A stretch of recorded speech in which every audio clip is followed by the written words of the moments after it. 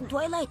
Олардан жеткізіп салуын өтінсек қайтеді? Өткенде біреуге сенгенімізде бізді сатып жібермекші болған. Ей, достар, келіп қараңдаршы.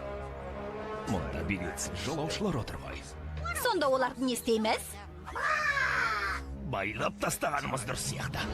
Жоқ, қанаттарын жұлып тастаймыз. Жоқ, оларды жаралаймыз. Сезімдерінде.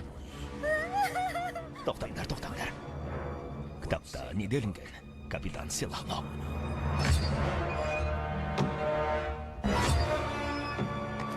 Дауыл патшаның заң кітабында суға тастау керек делінген.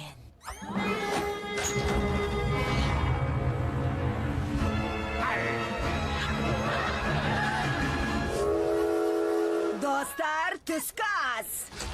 Не?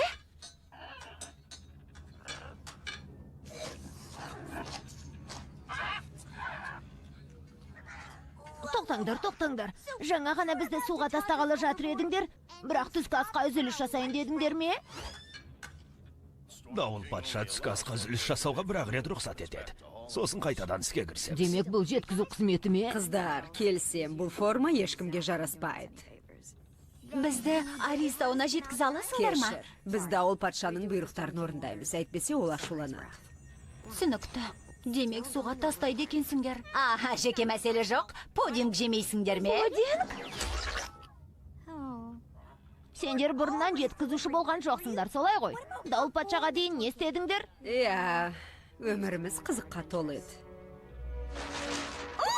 Мен мына жігітті шөлде көргенмін. Бәлі. Демек, қарақшы болдыңдар ма? Біз өзімізді қазына іздеуші шеберлер деп атаймыз. Демек, қарақшылар.